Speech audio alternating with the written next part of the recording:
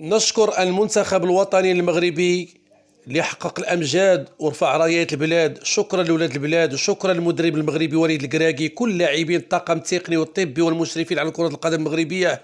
نشكر رائد البلاد الرياضي الاول صاحب الجلالة الملك محمد السادس نصره الله وأيده. عاشت الأسرة العلوية، عاشت المملكة المغربية.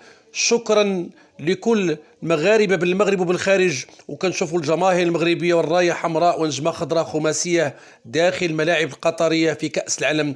نشكر دولة قطر على التنظيم الرائع، لأن المغرب ساند دولة قطر في التنظيم بالأمن، بالموزع الموسيقي العالمي رضوان، بالجمهور الرياضي اللي ساهم في إنجاح كأس العالم بقطر. هنيئا لنا بهذا المنتخب الوطني الرائع اللي رفع راية البلاد وشرف الكرة العربية والإفريقية في كأس العالم قطر. تحياتي لكم من الفنان والزجال محمد صاري، الفاعل الجمعوي ورئيس منتدى الوطني أجيال المغرب للتنمية والثقافة والفن والرياضة. شعارنا الواحد: الله، الوطن، الملك.